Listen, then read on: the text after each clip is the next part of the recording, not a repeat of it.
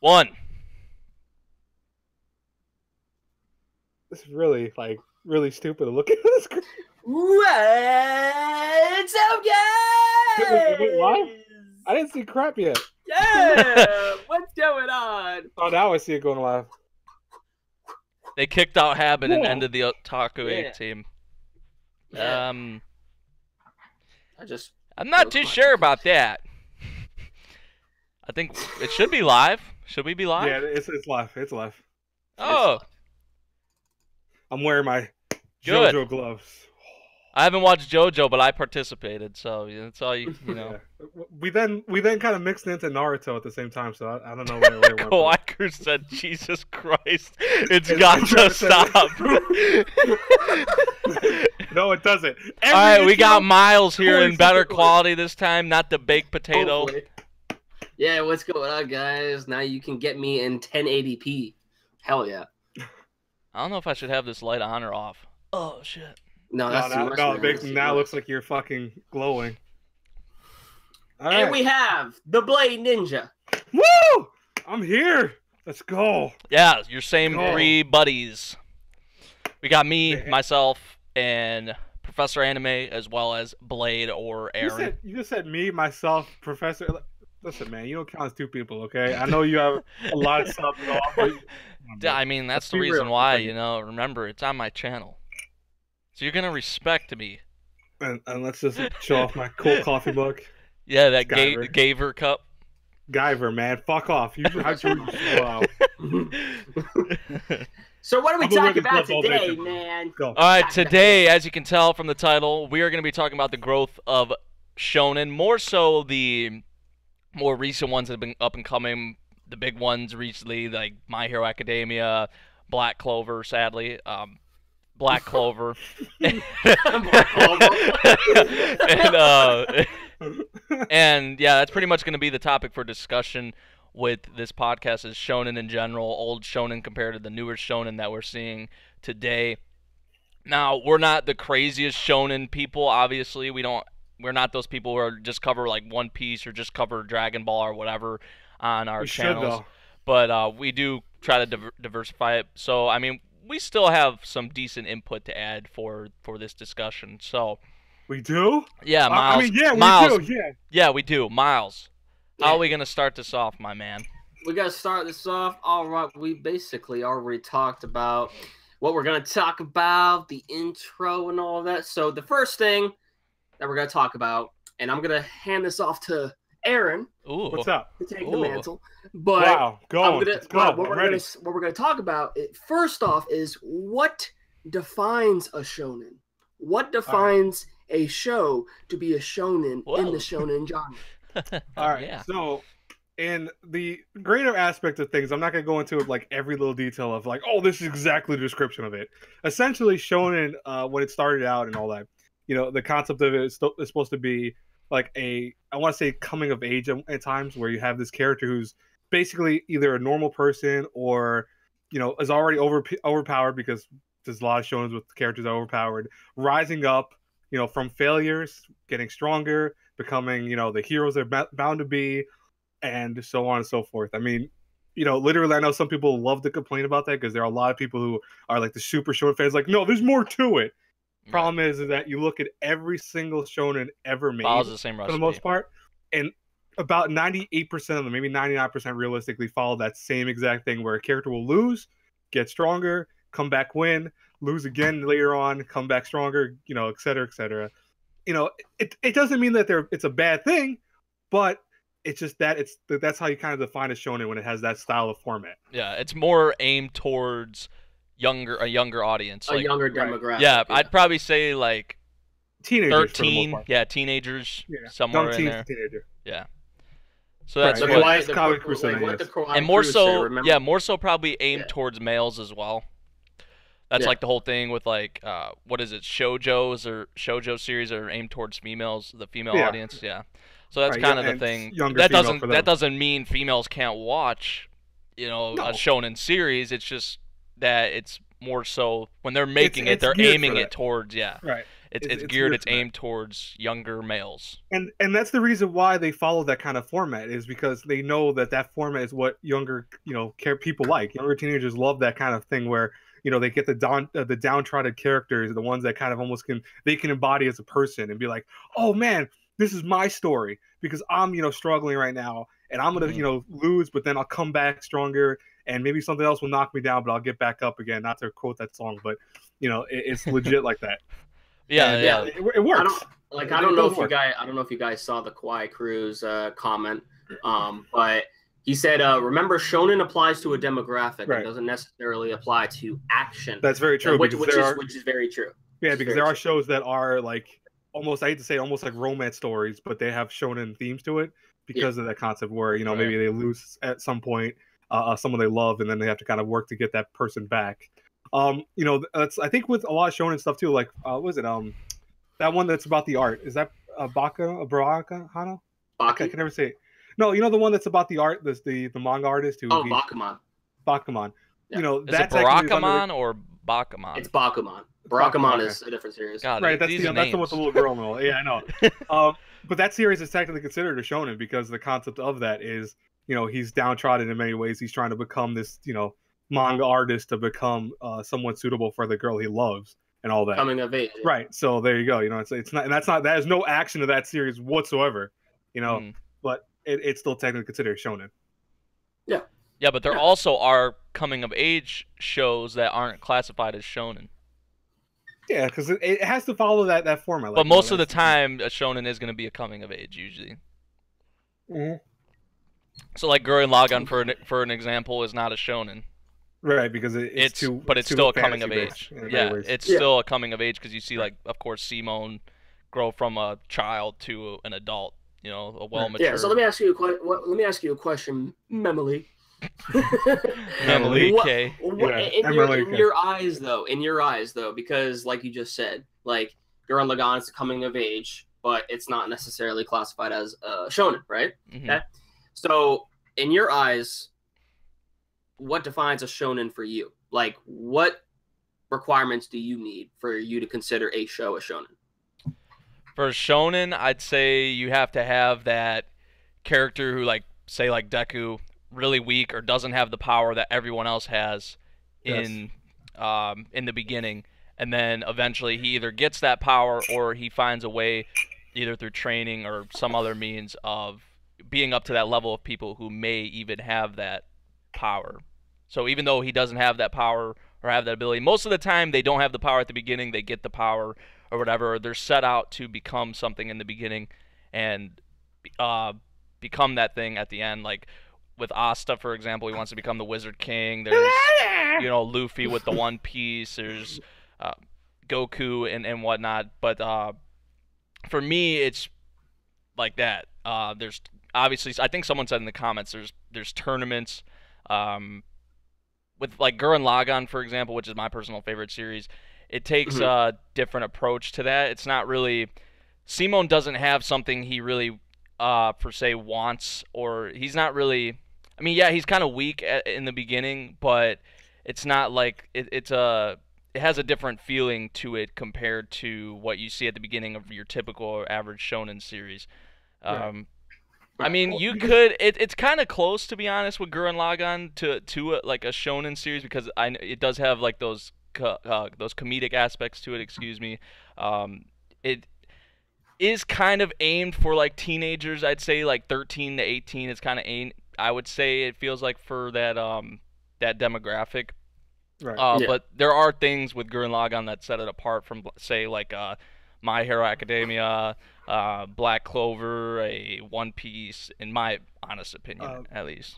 I think it also in a way kind of like depends on the art style as well, because if you notice, a lot of shonen series have like a very distinct art style. You know why? I think they're trying to like, and not to interrupt you, but it's almost like they're trying to go for that comic book feel. Yeah. Because I mean, you notice a lot of shonens always have that comic book aesthetic to it, where like Naruto, for example, Dragon Ball Z. I'm not saying they're comic books. Obviously, they're manga too, and they're like, I almost want to say, and they all come from Shonen Jump. Right. Yeah, and that's Yeah. one thing. Yeah. Like I said, Bakuman is the exact thing with that. Nick Victory Fire said Eureka 7 is a shonen technically, or shonen, right? Technically, I It's think not. it is. I Oh, don't. I think it is, isn't it? I don't think it is. It's a coming of age. Right. I think it's right. one of those cases like Gurren Lagann where it's. Right. I'll look it up. I don't think it That's is. what it was technically, but I mean, I don't oh, really. you could be right. I don't classify it as. That kind of falls in the same realm as like Gurren Lagann for me. And see, that's where the kind of like I want to say the gray line is, because there's a lot of shows that have that shonen feel to them in almost every aspect. Because Right. Renton's story is him, kind of He's being weak. a downtrodden character. Yeah, right. Yeah, it's Getting not the necessarily power. a shonen series. No, it's not described as a shonen. Okay. No, it's I don't even think- adventure, drama, romance, and mecha. Yeah, I was about to say Right. I don't even think it's classified as a shonen or seinen series. You could just say it's a drama. I Right. would say Eureka 7 is like a mixture of both shonen and seinen. It's like kind of And weird you because could argue it. Yeah. But I'm saying you could defend it as a shonen, even though 'Cause- it's not labeled. Right. You could. And I 'Cause- guarantee you there are sites that have it as shonen. I guarantee it. Not maybe Yeah, not 'cause, now, but other sites too. Because Eureka 7 has like some very mature themes She's to not it. speaking English. It I really should check that real fast. it really does have some mature themes in it, but it also has like that whole thing, like we said with Renton, where at the beginning he's really weak. He wants to become a part of something bigger as, Right. as the series goes on, and you do see See- like that whole coming of age thing. So Check this out. it's like you said, it's kind of like the gray line. No, but check this out though. If you go on Baka Updates, not Mal, but Baka Mhm. Updates, it's considered a shonen. They have it as Yeah. a shonen. They have action It's drama. weird. mecha, It's weird. sci-fi shonen. It goes to show you, like, there's really, you don't have to worry about, like, if you're describing something to someone saying it's a shonen, don't ever feel bad or kind of pressured into taking that away, because Right. like you said, Gurren Lagann could be technically considered a shonen. It has themes of it. It's not a shonen in the sense of like Dragon Ball Z, Right. but it does have that feel to it, and that's that goes with a lot of shows. I mean, there's other shows that aren't considered romance you stories, could but you they could have say a romance lot of stories. shows are shonen that aren't Right. like technically shonen. Right. Like which Well, like- it's kind of weird when you think about it that way, but it just has like that, like you said, that like there's that gray line or that like it's a weird kind of situation with some Right. shows. But Like Cammy said, Yeah. that's true. Pat Labor and the Gundam series, they do have shonen concepts to them too. Pat Labor a little bit of stretch with it, because Pat Labor is a little bit where everyone's usually more adult like, but they do have shonen themes to them too. Gundam especially. How many Gundam series where you have a pilot just randomly getting into a mech and then becoming the savior of everything, losing at Right, one time right. or getting disjointed and then going, oh, I can do this though with the power of friendship. Because that's a definitely big thing in shonen, is the power of friendship. That's a big thing. Yeah. Building like a crew or gaining friends around you. I mean, like in Eureka 7 we see that, Gurren Lagann we see that, in all these big shonen we see that. Black Clover, we got the Black Bulls with Asta now, we got of course My Hero Academia with the Class A students and all that. There's always like a group of friends or a class or whatever, a crew that is always there. Yeah, a clique. That we always see that in shonen. Krotaka Yeah. reviews right there too. That's very true. Welcome to the Ballroom, a Ballroom Yokozawa is tagged Welcome as a to the shonen, Oh, Yeah, definitely. and that's a shonen. That is legit a shonen. Yeah, But because we I don't see mean, that you like have that, you have guy at the beginning. He can't dance for hell. He sucks at it. And now he, as we, But he has a power though. He has the ability to copy everyone.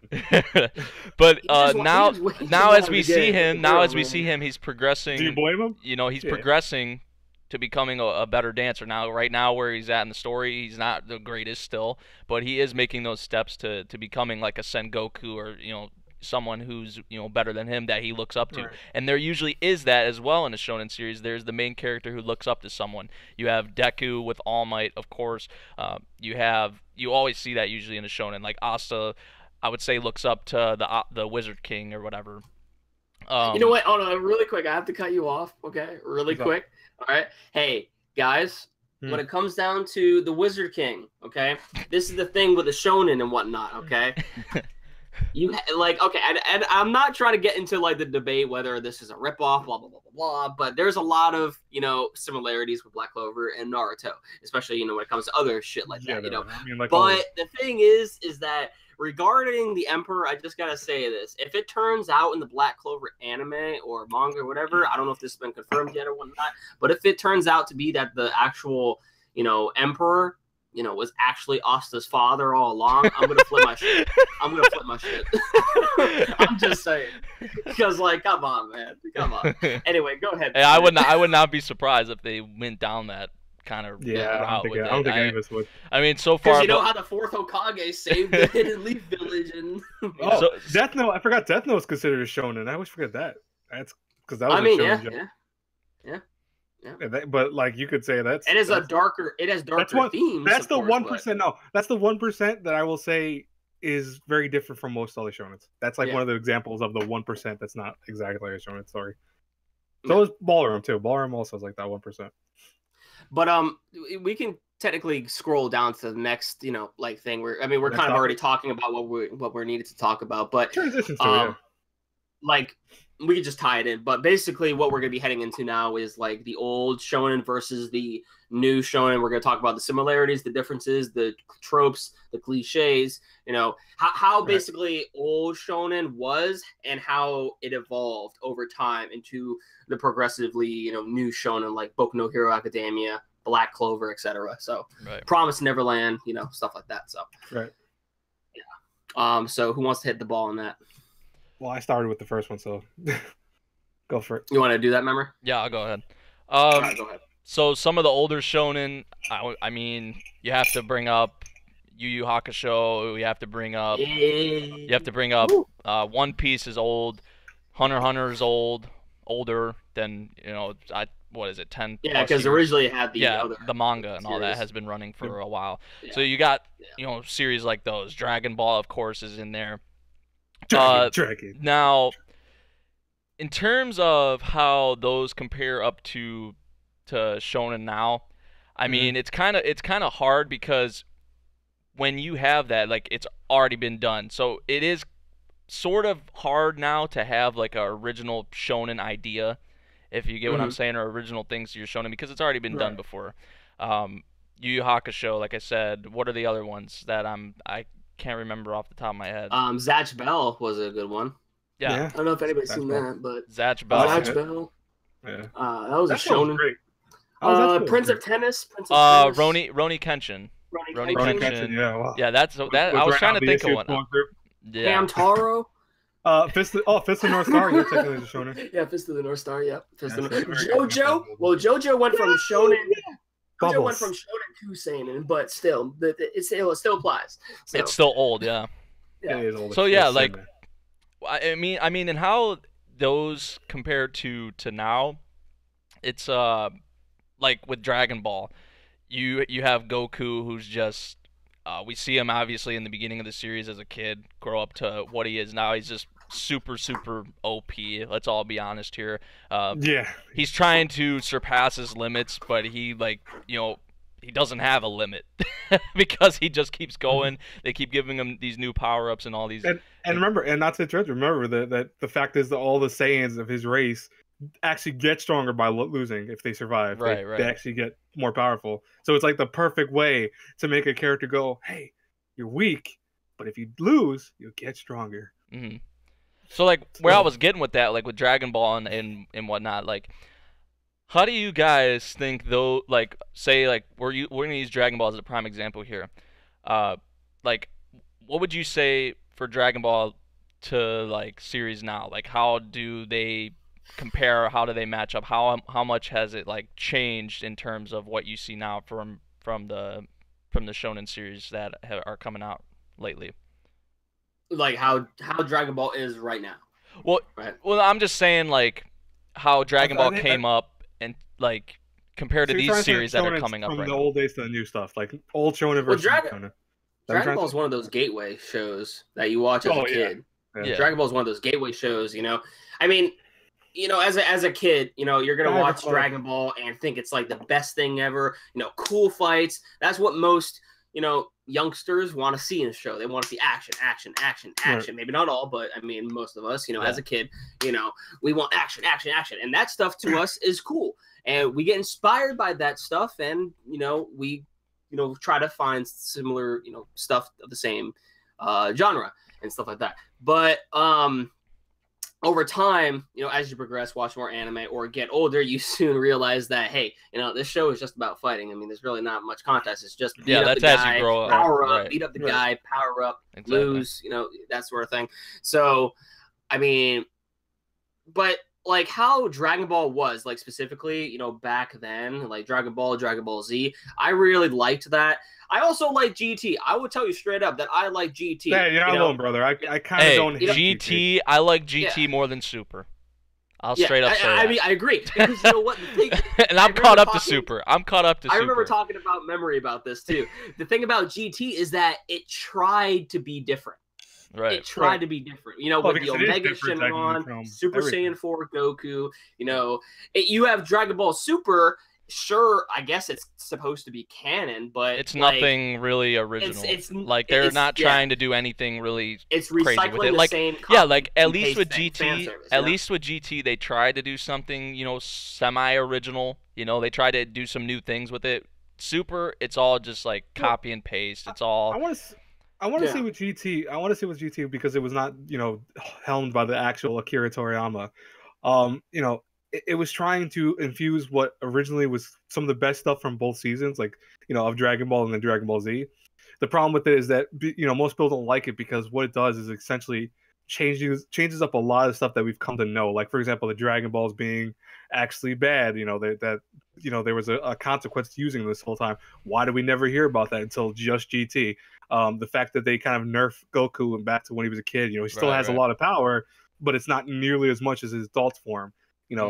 Focus on his granddaughter Pam, for example, who, take her or leave her. I'm not a big fan of Pam, to be honest with you. Like, she's okay, but and then you have Trunks, who Trunks is great, but is also kind of nerfed slightly because they never use his full potential. You see him go Super Saiyan. Well, yeah, because when he went to adult, Gohan at least makes sense why he nerfed, because he was going more to trying to just be a normal human being, and not live a Super Saiyan lifestyle, but. It takes a lot of the characters and twists them in ways that, yes, it's original, but at the same token, like, people hate that because of that, and I can't blame them because I've talked to Simply Rose about this before. I love Gohan when he was in Cell Saga, when he was still a kid or a teenager. That was the best Gohan, right? And then when you started seeing him to get to an adult and teenager, or like an older teenager, that's when you start seeing him slip. And then at GT just completely dropped him. Like, he fights at one point, he kicks ass for like 10 seconds. And then immediately loses. And I'm like, oh, come on, man. It's... Yeah, so basically, my point is that Dragon Ball hasn't really changed over the course of time, necessarily. Yeah. But I guess you would say, in terms of enjoyment, it's definitely changed, because I agree with that. Dragon Ball does not have the same feeling as it did when I originally watched, those shows. No, it doesn't at all. I mean, I'm not caught up to Dragon Ball Super, keep in mind, but I watched like 20 episodes, so that should get me enough to actually, invested in the series. But sadly, I wasn't as invested because it was just, I don't know. Maybe it was the Japanese voice acting. I don't know, but like, I don't know. In terms of enjoyment, I just did not have the same feeling that you did when, you saw Majin Vegeta for the first time. Right. Or, oh my God, or Goku going Super Saiyan for the first Frieza, time. Yeah. Or Vegito, for example. Like that. Vegito, man. Like now they just keep wanting to use Vegito and Vegito and Vegito. It's like, oh my gosh, all right. Because they know, but it's because they know that fans are. Because I mean, I don't think even people that are native Japanese watchers who are watching Dragon Ball Z are really liking Super. It's not really love. They just watch it because it's Dragon Ball. And the thing is that fight. And that's the thing though. They're trying now to go for everything that people love about Dragon Ball Z now, so that's why Vegeto's being so thrown in there. Like, oh my God, get him in there because people loved him, right? Yeah. And the problem is that depending on how they execute him, that's going to be very interesting, because I know he's supposed to have what the they want to give Vegito Ultra Instinct, I think. Right, and it's like that to me makes no sense. They want to give Vegeta Ultra Instinct, and then they want to give Vegito Ultra Instinct. Like, they want to give but Krillin's about to get Ultra Instinct for all we know. Like, and he's sitting on the bench right now. He got knocked out. Like, like everyone's gonna have Ultra Instinct on the bench, like giving them their energy or something. Like, like come on now. But no, like, here's my big thing with Dragon Ball Super. Like, it doesn't capture that, like, original like old feeling that like the original Dragon Ball had. You know, with Goku growing up as a kid, fighting in his first martial arts tournament with Jackie Chun, like who was Master Roshi in disguise. Yeah, like that stuff was like original. It was, you know, it had like that old kind of feeling, you know, to it. Like Super can't really capture that. Like it's trying to appeal more to the younger fans now. Obviously, like back then it was trying to appeal to like, you know, maybe kids even, and like, you know, younger teens and whatnot. So now they're trying to change that and trying to appeal to kids like that this day and age, and it just doesn't really work at all. As been Matt and says, I mean, I don't know if you can blame the time of when it's coming out. Maybe a sequel for Dragon Ball Z wasn't really a good idea. I never really thought it was in the first place. No, it wasn't. But I mean, they wanted to bring it back. They wanted to bring some fans back, get some more people into it. And I mean, yeah, it's successful, but that doesn't necessarily mean the series is good. Right. So, as Mid-Matt says, Ultra Instinct is a Super Saiyan transformation. It isn't a Super Saiyan transformation, so technically everyone in the series. Yeah, that's what I was saying. No, but see, that's the problem though with it, is that they imply that it's like a super powerful thing where it's even on par with Super Saiyan or even stronger than Super Saiyan. If that's the case, then legit makes Super Saiyan worthless, and that is why people get pissed off with that. Because do you guys remember? You remember the first time that we were talking about that, but Goku went Super Saiyan, how hype that was. Yeah. You know, to see him. The first time he went, dude, that was like one of the best. Yeah, because nobody had never saw anything really like that before. We were like, what the hell is this? Why is his hair glowing? Like, you know, like what is happening? Yeah, his hair is changing. I don't know. I mean, and it was funny though. The opening always spoiled that though. It always showed that Goku had that ability. The opening, if you guys remember the American opening of Dragon Ball Z, because it always showed him going Super Saiyan at the very end of it. Surprisingly, even before he actually did it. But the thing was that the greatness of it was that it was something that was so powerful that you felt like, oh my god, he's now fighting on someone's level that is, when which Krillin is 10 seconds ago, 10 times. Right. And yeah, Krillin died. But the thing is that now you're adding all these little factors of like, oh, the Ultra Instinct is so much more powerful than Super Saiyan, and that's why Goku's relying on it. Well, you're destroying what our fond memories of the series are, and you're not making it a smart move. Like, I don't mind. And that's my biggest issue with a lot of shonens, especially when they keep going too long. You're relying too much on the stuff that people loved, but changing it too much also. Like, I get that it has to change. I guess you can't just copy and paste everything for the rest of its existence. That would be pointless and boring. But at the same time, you have to be like, kind of, hey, people like Super Saiyan. Why don't we just make another version of Super Saiyan? Not 15 versions where it's blue hair. It's going to be pink hair now. It's going to be black, a silver hair. It's going to be... Dude, where does this stop? Like, are you going to go through the rainbow? And then there was a whole, like, plot hole with, like, the time looping and shit with Goku Black and Zamasu. And, dude, it just became a big mess, that whole thing. And then the last episode of that arc with what Trunks did, oh, it was so terrible. It was so bad. Right, and that's just like, come on, man. And once you're destroying this stuff. Yeah, once we learned of this whole, like, these other gods out there, the god of destruction, the angels, the god of everything, like these god of everything. Like Zeno, Super Saiyan Blue, like Zeno, all that. Purple. Yeah, dude. Like once they had that, color. I was like, oh, it's all gonna go downhill from here, because what they're doing now is they're introducing these new characters who we've never saw before, who are really, really strong. Like, they're stronger than anything we've ever saw. So that further means that Goku has to, go through more. He has, more things to surpass. And the whole reason for this tournament, like, in Goku putting, like, these universes on the line, and this is why everyone was pissed at Goku at the beginning of the tournament, because these universes are getting, wiped out, essentially, if they lose. Now, obviously, I think there is going to be something at the end, or there's going to be some kind of little twist or whatever, and they'll be back. They'll be back. But, like, everyone was pissed at Goku because his whole reason for wanting this tournament was like, I want to fight stronger people. That's literally... But that's Goku's thing, though. That's literally, like... Goku's mindset, though. Yeah, but, like... You can't get pissed off with that. He legit... Remember the video I showed you, Nate, with that one? They were, like, doing the... I think it was from Otaku Versus. If you guys have never seen Otaku Versus, by the way, I love that channel.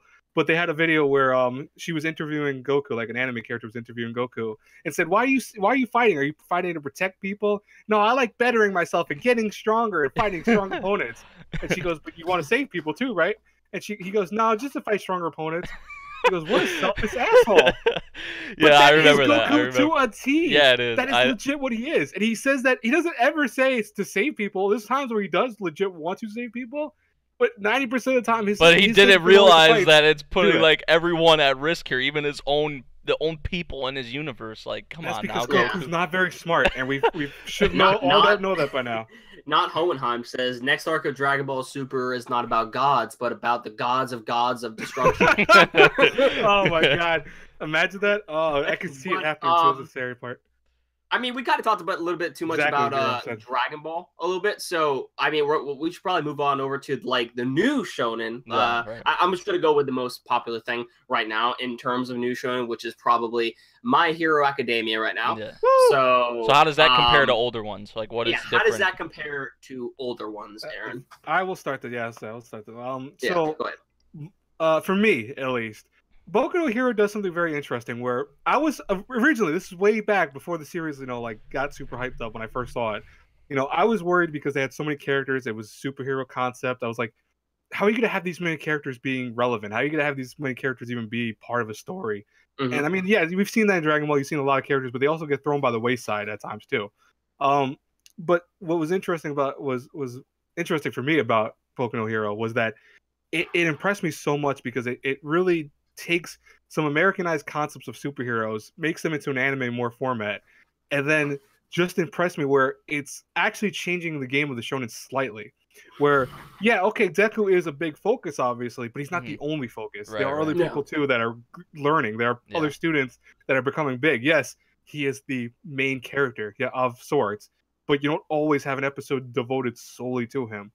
And, with stuff like Dragon Ball Z, even JoJo, for example, and this is kind of a stretch with JoJo, but the focus is on someone for a long time rather than, switching up people, showing everyone's side. Because, I mean, look at the tournament arc, and hopefully, is it okay if we go into spoilers a little bit? I mean, I presume it's not a big deal if we go into slight spoilers with the anime series, is it?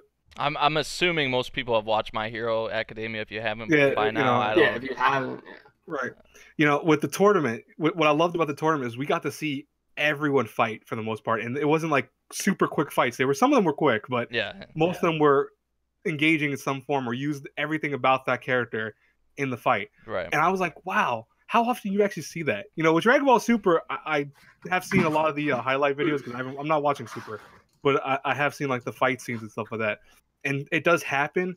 Yeah. But at the same token, it's not as impactful as Boku no Hero does it. Right. And that's why it's literally the Goku arc. That's like what it is. Because most of the screen time has realistically been on Goku and about him and Jiren, him and Kefla, him and blah blah blah. Like everyone's after Goku, go after Goku. Like it's like right, and that's not the case with Boku. So right, exactly. It follows the shonen format. It follows it. It has it there. It's like the base for it.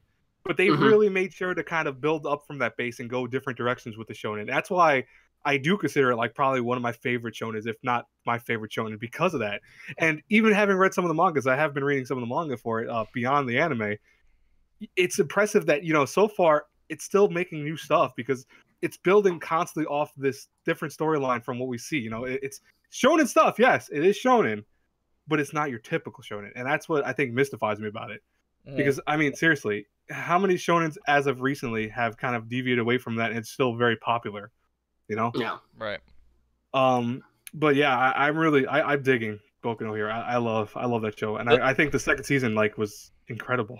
When I said most popular, there was another anime that came to mind, but sometimes this anime is classified as a seinen, but I mean, it really just depends. But it's Attack on Titan. Oh, so Attack on Titan actually is probably a lot more popular than Boku no Hero, but it is classified as a shonen apparently. So I mean, maybe we could dabble into that a little bit, how it's different compared to most. Maybe it's because of the fact that, I mean, when it comes to Attack on Titan, at least there's really not a lot of shonen that at least I have seen that are in the horror genre. That's probably what how Attack on Titan kind of like stood out in that sort of genre. So I wanted to touch upon that a little bit because I just remembered Attack on Titan. So I don't know how we didn't mention Attack on Titan. My goodness. Yeah. Because I mean, when you think of Attack on Titan, you don't think of Shonen really. Like exactly. Maybe that's why. But technically, because, it is classified as one. That's a hard stretch Shonen because Yeah, it's got that concept to it, like I said before. But it's so messed up. Like it's right, so and it's very mature. yeah. It's actually geared more for older teenagers, which makes it kind of it's almost It's on borderline that borderline, in the Shonen, yeah. but Yeah. not at the same time. Right. Because I mean, like my dad's seen Attack on Titan, he loves it, but he's also seen My Hero Academia, which he likes, but he feels like in his mind probably it would be Boku no Hero or actually Attack on Titan would be better in his mind because it's more mature. I think Boku no Hero closely resembles what a shonen is. It does a little bit things a tiny bit differently, but it closely resembles what a shonen actually is. When it comes to Attack on Titan, you don't really see a shonen, where there's giant freaking monsters about to it's like an apocalyptic sort of setting, Well, it is because it is supposed to take place in the future. Which by the way, that's not a freaking spoiler. That's like legit something you figure out pretty damn fast. Is that it's supposed to be in the future? No, I was just saying because I know some people might go, "Oh, it's not a spoiler." Trust me. Yeah.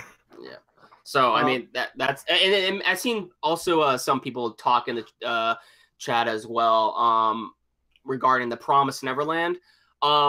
I don't really want to say. I mean, the Promised Neverland. Don't get me wrong; it's a shonen, and it's doing a lot of things pretty differently amongst other shonen out there, which is what I really like. I really enjoy the Promised Neverland. I actually need to get caught up with the most recent chapters and stuff like that. I'm probably about like 5 or so chapters behind. But regarding the Promised Neverland, at least, I don't think it has enough popularity as of right now to get many people as engaged, as a shonen series should, at least, because right now it's just a manga. It's just a manga. Once the anime eventually comes out, which we know damn well that the anime is going to come out, maybe we might even get an announcement, somewhere down the line, hopefully soon, because we're like in 60-ish chapters right now. There's enough material for at least 12 episodes, maybe even 24 if we're lucky. So I mean, regarding the anime, once the anime eventually comes out, that is definitely going to garner a lot of attention just on how the series is, and the popularity will then spike up. And I'm pretty sure then you can warrant the Promised Neverland to actually, be on par with, Boku no Hero Academia, Black Clover, whatever, but yeah, regarding the Promised Neverland right now, it's just not as stand out amongst the shows that have at least gotten an anime. That's what makes anime great, because it promotes the manga and it gets that's legit the point of it, though. Sometimes no, but that's legit the point why companies do it, is that it's actually meant to sometimes promote the anime. People forget that's why, like, oh, why is it not continuing beyond 12 episodes and the series is done anime wise? It's because they never planned to keep going with the anime. They want the manga to do well, and then once the manga does well, then they go, okay, you know what, maybe let's go back to the anime and start working on that again. And people forget that the manga is a bigger thing in Japan than even anime is. The anime is huge, but manga is where it's at. It's actually what makes more money, surprisingly, and that's weird, but that's how that is. So with stuff like the Promised Neverland, it's something that it can be more popular, as you said, Miles, because it'll get bigger as stuff goes it'll by. Get bigger over time. But the anime coming out, though, it should spike as long as they do the anime good and well. Don't give it to Clown. If you give it to Studio Parrot, you're gonna have some issues. Unfortunately, probably. No, not probably. Most likely, actually. So we'll be honest with that. But if anything, what I'm trying to say right now is that while it the Promised Neverland is definitely popular in Japan because it's selling a lot in Japan, but regarding here, if you compare Dragon Ball, to the West, Dragon Ball has a lot more attention, a lot more of a bigger worldwide fan base. Regarding the Promised Neverland, it's just Japan that, is really enjoying this series. That has the biggest fan base. I mean, don't get me wrong. There are people like me, here who like the Promised Neverland, but in terms of overall fan base, it's like a landslide. It's a cult. It's just a cult. It's a cult following. True. And that's why we need the anime, because I'm pretty confident that once the anime does eventually come out for the Promised Neverland, the fan base will definitely grow. Maybe not as big as Dragon Ball, that's like Made in Abyss. That's like Made in Abyss, dude. Japan, they loved it in Japan. It was a big thing in Japan. And nobody had heard of Made in Abyss, because I remember when it first got here, like we were looking at the shows before the season started and all that. People were like, "Made in Abyss, it looks kind of What the hell's cool, but this?" I've never heard of it, And Right. now look True. at Made in Abyss. Like Now people want to read the crazy, manga. People are like, crazy. "Oh my god, the it's best gonna thing get ever!" it's and gonna most deserves likely that, get though. another season. We don't know exactly what it is, but Yeah, I'd assume it's going gonna be a season 2. That's why whenever studio picks up The Promised Neverland, because I know for a fact it's getting an anime, it needs to at least have 12 episodes for the first season, because that way they can test the waters out, see how everything works. Yeah, you gotta follow that. You gotta follow that then- same formula. That like that's what they did with Boku no Hero. Right. Now, My Hero Academia had a pretty large fan base, more so than The Promised Neverland before it had an anime, but still, what Bones and the producers and everyone behind My Hero Academia, like how they've planned this out, is like one of the the best things I've saw in terms of like a shonen manga being adapted into anime. They tested the waters out, 12, 13 episode first season, then they put out a 2-core second season. We got another season coming, a movie coming, and they're spacing this out very, very nicely. They're not giving us a bunch of filler. They're putting out a season, whether it be 1-core, 2-core, then they're giving it time, and then they're coming out with another season. I mean, 2018 is going to be a big year for My Hero Academia. We got season 3 coming. We got a movie coming that's we now know is going to be original anime content. And then we have the game, One's Justice. Is it coming out in 2018, or are we not sure yet? I don't think. But either way, I think it's announced. I think it's announced for some time in 2018, but I don't think it's gonna be like right But away. we're gonna get a lot more on that in 2018, in general. I'm not looking. In one. I'll explain. When well, a lot of people. A lot of people are gonna play it though. Oh, no matter what. Yeah. A lot of people are gonna get that game. Oh yeah. Whether you're excited for it or not. Did you guys read the arrow? Miles is that sponsored by Water Drink It. See what I'm saying? my jug. I'm sorry, that's not funny, but that's hilarious. But going back on actually My Hero Academia, like the thing that I like about it compared to at least older shonen that I've watched is the whole thing with the quirks and how everyone has one. Now I think Aaron kind of already touched on this before. Like everyone has a quirk, Right. and it's not like with Dragon Ball. It's just like Super Saiyan. Like not everyone can be a Super Saiyan. Unless you look at doujinshis and other people's works that have. Yeah, but you have a quirk where most of the people have a quirk. They have some certain thing about them, some unique aspect to them that is different than everybody else, and that's what I like. Now in Dragon Ball, of course, you do have like fusion, but there's only a select amount of people who can do that. You got transformations. There's only a few amount of people that can do that. But with My Hero Academia, like I said, like I do like how it does do that pretty differently, because most shonen that at least I've watched or read haven't really done that, like with the whole quirk idea. So even before I started My Hero Academia, I thought that was something. When I heard about it, I thought that was pretty cool, and I was like, you don't really see this something like this like really too often with the shonen series. So yeah, and like Miles said, I do like how it has like that more American like comic book feel sort of to it as well, like a show. So yeah. Now obviously, because of the times, it's hard for these new series to have like that old classic like shonen feel to it, just because I mean it would have worked today. That's the late 90s. That's like the late 80s, all that into now, which is 2017, and just like it's impossible to. I wouldn't say impossible, but it is really, really hard to capture that like old feeling, and especially when there's no. Sorry. when especially there's no. It's hard to have an original idea now in the shonen genre, because there's just so many things that have came before it, so many really popular big things that have came before it. So I mean, it is kind of hard now to have a really, really popular shonen with a huge fan base. Like so what My Hero Academia is doing is remarkable. Promise Neverland's up and coming. It's not really like super there yet, but it is growing. It is slowly. It's definitely slowly. And then Black Clover, which there is a lot of people behind. I don't really see how. Honestly, Black Clover's a mixed bag for a lot of people. Yeah. You know what's funny? I told you guys specifically because I had read some of the manga for Black Clover. I think I got up to maybe the second volume when it started releasing.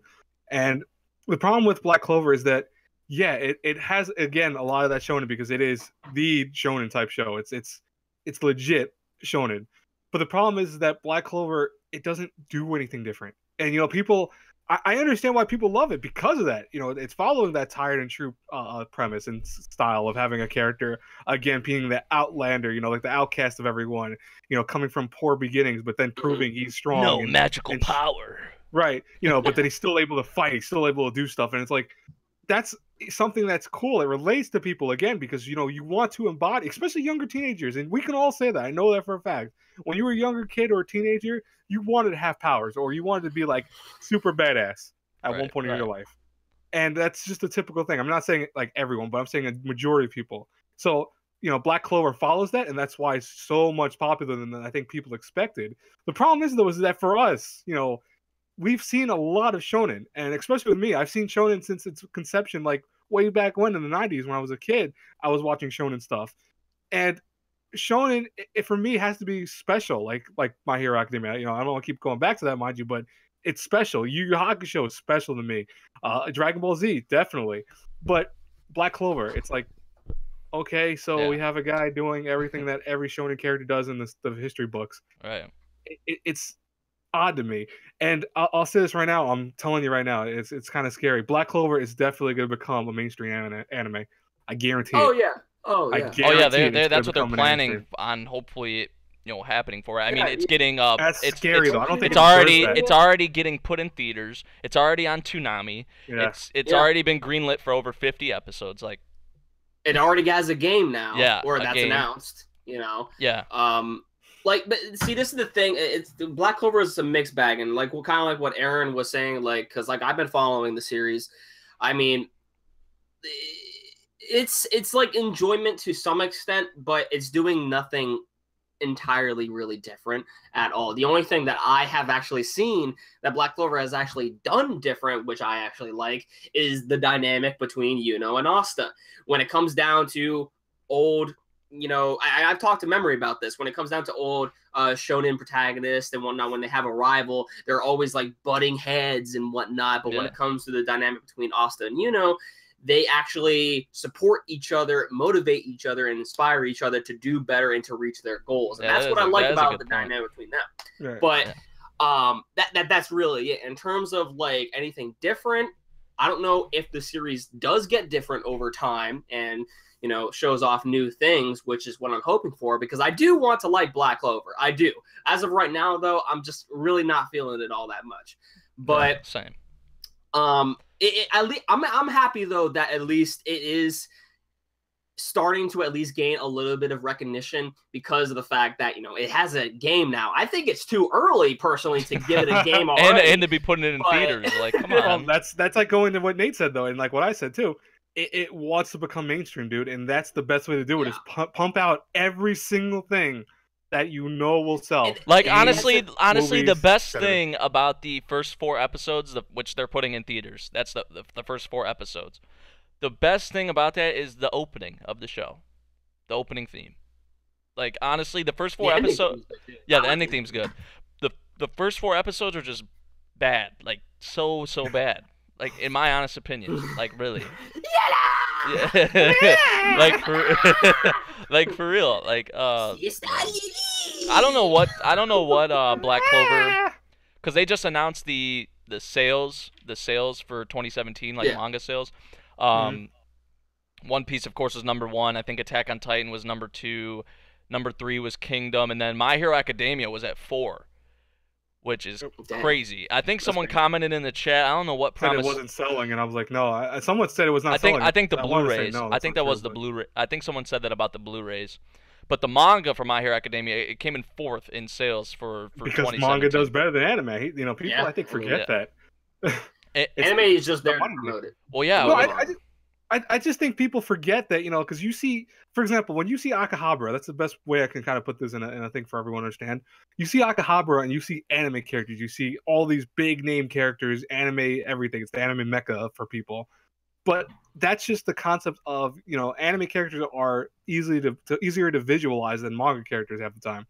It doesn't mean that manga is the lower of the two. Anime and manga takes a lot more of a difference in terms of making, creating, publishing, etc. Right. Manga makes more money because it's sold. People can pick that up, buy it. It's not expensive. You know, in anime, it's usually expensive. It's even when it's in Japan, it's expensive. People need to buy that. And see, people complain. I love it.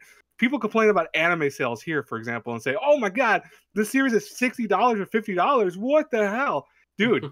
In Japan, that series probably was split up into like 5 parts. And I guarantee you, that's how they do it. Just as much, or if not more. That's how they do it. What are you talking about? Right? There's legit DVD volumes of things with only 2 episodes, and that's like I think what 2,000, 3,000 yen. They split it up like 1 or 2 episodes a thing, which translates to I think almost like $30 or less than 30. So you're telling me that you're complaining about spending 30 on something that $30 or $40 or 50 on something that sells a lot more money in Japan. That's why manga will always be the kind of reigning champ unless anime drops in price, but it won't happen. And here's the thing with the Blu-rays, DVDs, and all that compared to the manga.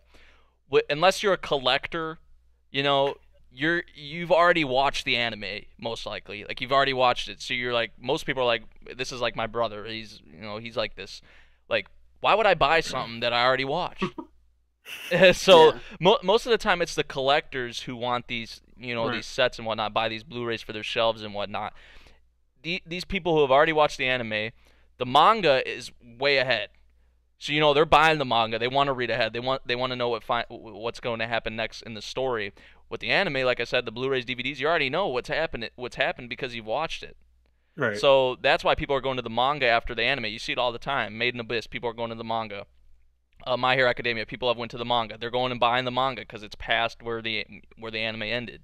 So at least in Japan, I don't know how far ahead they are with like the English releases for My Hero Academia in terms of being ahead of the anime. I don't think they are ahead, to be honest. I think that My Hero Academia probably will be released this year coming. So the second season in America at least, because I know they didn't they do a simul-dub for it? Well, no, yeah, they did. Yeah, so I mean, it shouldn't be much longer. I mean, it always takes about like a year longer or less than a year. Actually, no, excuse me, I'm thinking of movies. It takes about like maybe 4 to 5 months after something airs to get it fully dubbed in America, and then for it to release in like 3 months after that. So usually like a half a year to a little beyond that. Yeah, is when we see so with the manga releases, they'll be way past where the second season ended pretty soon, probably, I'd imagine. Yeah, it'll probably. So that's just in Japan, they're like volumes and volumes ahead, I'm pretty sure. Right. Like they have a lot more out right now and a lot of people just go and read online. So it just boggles my mind the way on how much as I said, going back to the recognition that Black Clover has been getting, like it still boggles my mind because of just what we were talking about earlier.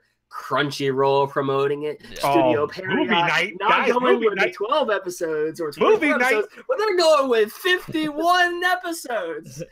I'm like, they're like, they got high hopes. They've already got special editions planned for it too. I think it was gonna have like multiple seasons, special editions, and what the hell, man? I think they're setting, and the adaptation is like that expectation way too high. And the adaptation, I guess, is going at like a Turtles pace. Yeah. Yeah, because they're putting in filler. Yeah. Like I remember, I think I don't remember what it was. It was either episode 1 or 2. I think like someone said that they only did a few panels or something like. Yeah, they were only a few panels. The rest was like filler. So that was like 90% of the episode. I was like, Jesus Christ, are you? Well, yeah, they messed up. They messed up Twin Star Exorcist too. Like they because that one was another one by Clown. It was 51 episodes. The first 19 or 20 episodes was canon for the most part. They did do a lot of filler and still a lot of things that didn't follow the manga at the beginning. But from, I think it was episode like 21 or 22 to the last episode, it was all filler. Like it was all original stuff, apparently. I'm not surprised. Food Wars is a shonen. Food Wars is a shonen. I don't know if it could ever be like top 3. Let's be honest here. We only watch Food Wars because of you know what. So I mean, let's be honest. Food? Nah. Right? Food, right? Not the food. No, I don't know about that. Oh man. You don't mean the edgy, right? No, what? You crazy? Come on. You don't mean the girls close. Honestly, I think someone said something about Boruto in this chat, and honestly, I gotta kind of agree with that comment. That's like the only good show that Studio Perry is working on currently right now. I mean, Boruto is not per se #good, but yeah, but like okay, in terms of like now on how Boruto is getting, I mean, it's getting better, but just like how do I describe it? Like it's entertaining. It's more entertaining than what I'm enjoying out of Black Clover. So Boruto over Black Clover. Hey, at least you got that. I don't disagree with that. I don't disagree with that at all. Hey, you know what pisses me off though about Boruto? I know it's expensive to like do certain things, but I wish all the fight scenes had the same quality, like the one where I forgot the girl's name, the class president, where they end up like having to fight her in the other realm and stuff. You know, like Boruto was taken into the other realm. He used his power to like go into another place with her, and during that whole fight, I think that was what, like, I want to say episode like 20 or around that. Dude, that animation on that, like he's running with the snake and he's fighting. I'm like, that was freaking badass. The animation of that was amazing, and then it goes back to this wonky, like cheap animation that looks terrible. I'm like, oh. Assassination Classroom over all shonen. Hey, Memory, weren't you supposed to react to Assassination Classroom? What happened to that, man? I gotta finish it.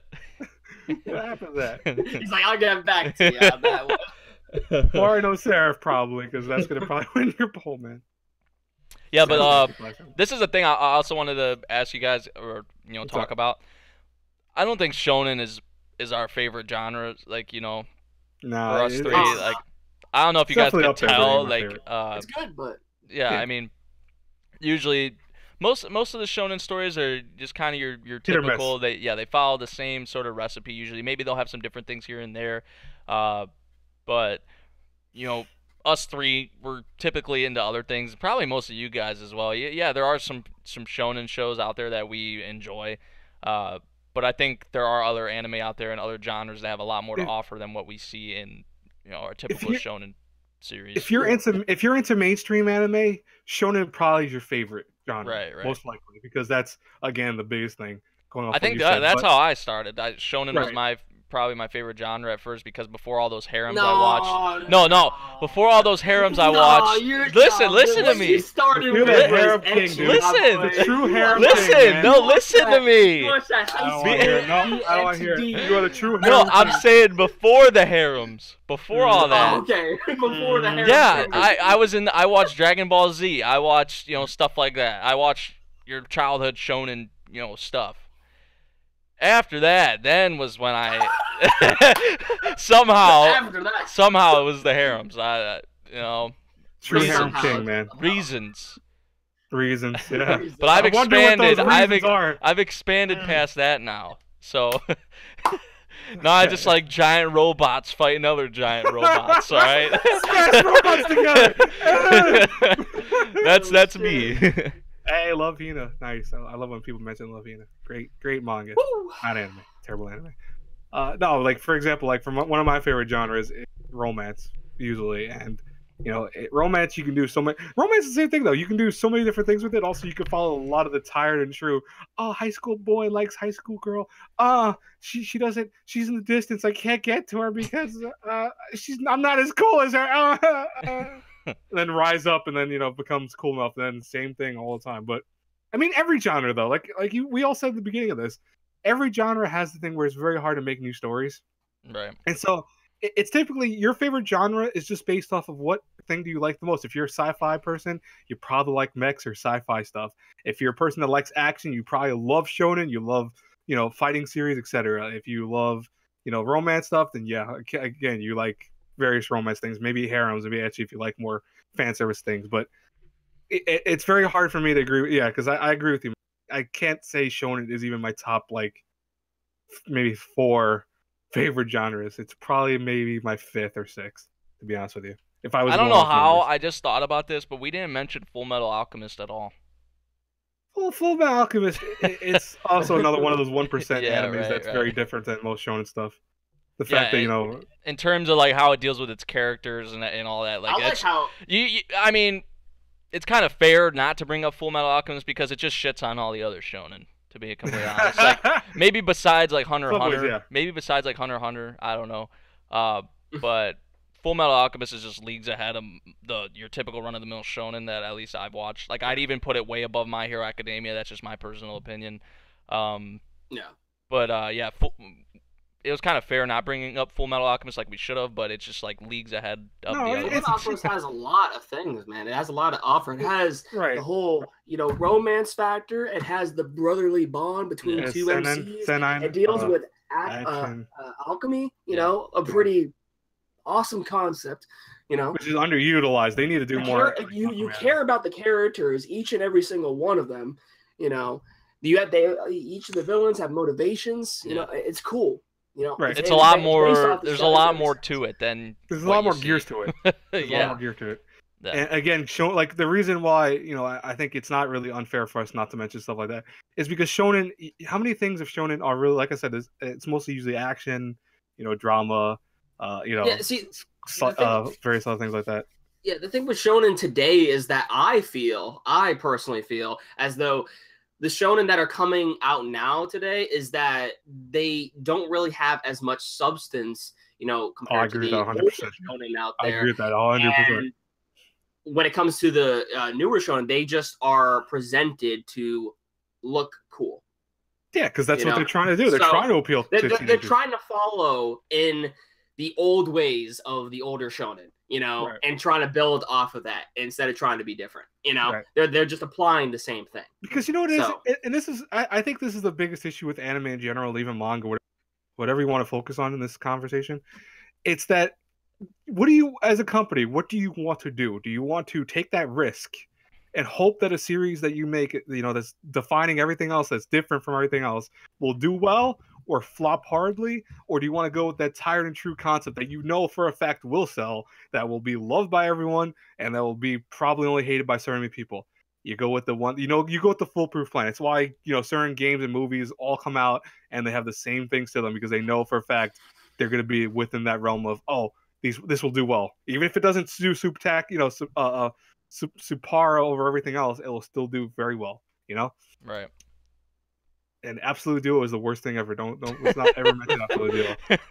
I hate Absolute Duo. Sorry, it's like one of my top. Oh yeah, Garo asked what my top 3 harem anime were, just randomly. I know it's off topic, but High School DxD, Saikano, and probably Haganai. Haganai or Sekirei maybe. Yo, Sekirei. I'm telling you, man. Right. We need another season. We need another season. Those would probably be my No, we don't. Trust me. I read the whole manga. You don't need another season. The manga ended, right? Yes. We need a podcast talking about harem anime, yo. I would love that. We should do that next week, Yeah, man. we should, yo. I would be down for that. Let's do that. Yeah. Trust me, there's enough. We can talk about harem stuff all day long. Oh, yeah. And that's also another thing that's very... It's got some interesting, different things about it sometimes, to say the least. So yeah, I think that's about it, guys. We tackled a lot of shows. We tackled a lot, yeah. So we'll briefly answer a few comments. Some if you guys have any questions, and then we'll head up out of here, I guess. So yeah, if you guys have any comments, drop them right now in the chat. I have an interesting thing. It's a kind of play on a question I was going to ask you guys this probably another stream, but it's a kind of play on it. What you think Shonens in 2018 will be any different than Shonens in 2017? Realistically, no. What? I'm saying, do you think Shonens will be any different in 2018 than 2017? No. Realistically, do you think something will pop up out of there? No. Yeah, no, I agree with that myself, but it is. I was curious about that because, I think everyone always every year wants to have something new that's going to be like, oh my god, this year this could be something good, this could be something great, and typically only like 1 or 2 shows ever follow that. But I don't know about Shonens though. Usually, most Shonens are always the same. No. Data Live Season 3. Yes, we need that. Right. You were right. We got it coming. Haganai is amazing, by the way. Yes, Banisaku. I agree with that. Inuyashiki's a seinen. Inuyashiki's a seinen. I know Kurotaka reviews. I don't know if you guys saw Justice League. Did any of you see Justice League? She asked that way back before. Warrior of the Rabbit Usagi says, I love MemoryNK. Completely threw that. I love you too, man. Anyways, man. Yeah. But But we're cool too, though. Me and Miles are cool too. Hey, if we did a podcast on mecha, I'd be all down for that. I'd be down for harem or whatever. Oh, dude, it'd be 5 hours if you're talking about mecha, man. I'd be the only one talking. No, you guys have watched this shit. I've seen a lot of mecha, man. Yeah. I don't think I've seen maybe as well. Not realistic. I probably have seen more than you, but it's you probably have. I watched mecha. Mecha was Mecha was my jam when I was younger. I used to watch a lot of mecha. Yep. What did Gero say? Gero says, "How much water do you drink, Professor Anime, per week?" I drink 7 gallons. 7 gallons per week. So a gallon a day. Hell yeah. What a great question, Gero. Thank you very much for your. Yeah. Thank you. Oh God. What do you guys think about Dr. Stone? I read a little bit about Dr. Stone. I haven't read anything past, like, basically, honestly, I think the first 2 chapters. So I really can't say much about Dr. Stone. It seemed interesting. It seemed interesting how it started off, but I don't know how it is now. And I don't even know how popular it is in Japan right now. So I can't really say anything on Dr. Stone because I haven't really read that much. But what I saw of it, I was interested. So yeah. I like how Yuki Ali goes, Blade wants a podcast on light novels. I would love that too. I mean, Miles has read a lot of light novels too. Light novels are great. Also, I think we have our topic for next week is we've had several people say harem. Harem podcast. We'll probably do it next week. We're doing it. Harem / or next time we do one. No, you can't put them together. Even though a lot of harems are mecha as well, like Data Live, Infinite Stratos, 100. Like, no, we can't do that, dude. Here's the thing, though. This is the problem. I haven't seen as much harem as you guys, so because I don't personally go out of my way to watch it. But that's a good thing though, because the ones you've seen, you could still talk about. Dude, I've watched so many. I don't even. Jesus. I've watched a lot of harems too. Like that was like the only thing I watched when I first got like after Dragon Ball and all that. Is the worst shonen protagonist so far? Asta. Yeah, Asta. Yeah, I agree. And I'm not just saying that. And I'm not just saying that because that's how. The whole fan base. Like we're only 7, 8. We're only literally how I feel. We're only 10 episodes in. 11 episodes in, and I can say right now. I can say right now he is my least favorite out of any beginning of a shonen I've watched. He is the worst. Gero, how dare you, man? See, Gero's the type of guy. He's your friend, and then he'll throw shit at you like, "Oh, let me just throw a jab at you." Blade can cover reverse harems. We'll have all sides of the spectrums. We'll have someone who's watched a ton of reverse harems. We'll have me. We'll have me. Hey, we'll have me who's watched a lot of just regular harems, not reverse harems, and then we'll have Miles who has barely watched any harems. So we'll have all ends. We'll have all ends of the spectrum covered next week on the harem podcast. So be ready. And I don't have one of those because I'm not a loser. Wow. I wish I could find my white one. Because it would actually be perfect for this right now. I'm gonna look for it. Yeah. Hey guys, all right, really quick. I mean, this is totally off topic, but have you seen that streamer on YouTube who for like 10 hours straight spins a fidget spinner? No. What? No, and I don't think they want to. So many donations. I don't think they want to. I don't think we should do that. This guy got so many donations. Give your boy Memory a $1 bill. Come on. Get out of here, dude. I think you did this in episode 0. I didn't do that. See, I support my friends. What is the best reverse harem? Now I have to ask that question. Dude, what is Warrior of the Rapid Dance with Devils, man. saying? I just fucking busted my fingertip. Good job, man. All right. So yeah. He's talking about Juni Tyson. I know, but still, like. I forget the streamer, Bunny. I forget the streamer. I wish I knew him. Big Order was a terrible shonen. Yes, it was. Memory. Have you seen Girls Bravo? Genre or no? No, I have not saw Girls Bravo. You didn't see Girls, dude? No. Watch Girls Bravo. It's funny as hell. Yeah, see. Let's see what else we have here. I'm the everything king, technically. I've watched every genre. Code Geass, mecha genre or no? Of course it's a mecha. Yeah. Mecha, yeah. Of course. It has psychological other things too, but it'll always be more focused on mecha stuff. Yeah, Code Geass is more like it's more like mind games, like kind of strategic and all that. It's like there's mech battles, right? But obviously with the supernatural like Geass power, that is the main focus with it, I'd say, and what comes with that, and Lelouch using it and all that, like the bad things, the good things. So. Carol, donate $1 for more water from Professor Anime. Hey! Oh God! Be careful, man. Let it rain. Let it rain. Miles is gonna be out of here. It's like, all right, I gotta go take a piss. Pretty soon, yeah. We have Anime, the latest chapters of The Promised Neverland has been so good, prepared to be shocked. I actually gotta go ahead and catch up. I gotta do a read through of The Promised Neverland because the last chapter that I can't say that because of spoilers for yeah. But yeah, I have to catch up on the most recent chapters of The Promised Neverland. I gotta do that sometime. So I'll probably do that maybe before I leave for my vacation. Super Robot Wars, which has all the mechas. Oh yeah, you guys want to see something? Here's my gifts from my buddies. Yeah. Yeah. At least I show off my gifts from my buddies. Your gift somewhere, man. It's not here yet. He's like, pre-ordered. Let me see. I think that about does it. It's up there. So wait, hold on. What do you guys think about Nisekoi? I got 2 words for it. No progression. This is all I'm gonna do. No. All I'm gonna do. Wow. No progression. They didn't choose best girl. They didn't. No, just no. Let me guess. Onodera. No, the best girl for me is that one psycho who's like essentially. Oh, the redheaded girl. Yeah, I love that girl. Oh, okay. I had a feeling it was. I was forgetting her name though. I had a feeling it was. Shitoge is not bad either. I don't dislike her. I just just how much she loved the main dude, and yeah, he's like, who I love because it doesn't have the key to my heart ring. I mean, I just wish that like they would just like pick a girl and then bam, But I mean, Nisekoi was good in the beginning. Nisekoi started off good. Yes, I liked it better when it was a one shot. To be honest with you. Yeah. What about Bleach? I think we should end on that. Bleach is. Man, Bleach didn't jump in a robot and win a battle, but I get it.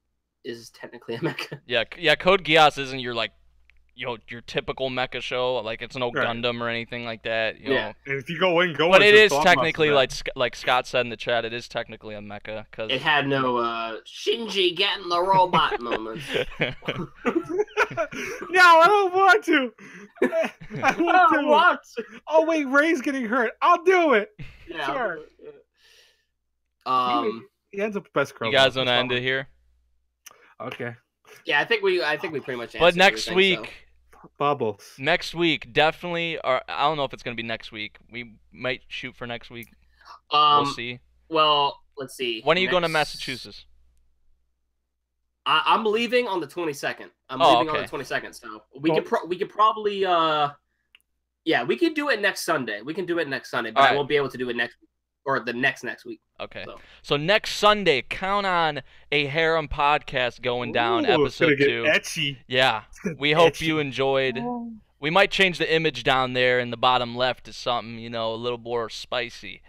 So. I'll give us a copyright strike. Yeah, good idea. Demonetized. Yeah. But that about does it for this, first podcast. Well, technically the second. We had episode 0 with the introduction and all that, but we tackled Shonen. We tackled Shonen in this one, and we hope you guys enjoyed. Hopefully you guys enjoyed. If you weren't able to catch the stream and you did decide to watch after, we thank you for watching along with us. Don't worry. No matter which way you watch, if you're here for the stream, you watch the broadcast, whatever. If you do have anything, a little bit. Yeah, if you do want to add anything, once this goes up, you can throw comments down in the down below. But yeah, be ready for the Harem podcast next week, everyone. We'll see you. The Harem King is gonna be there. Yeah. And that reverse Harem King. We're signing off now. See you guys. Peace. Later, folks. Oh. Bubbles.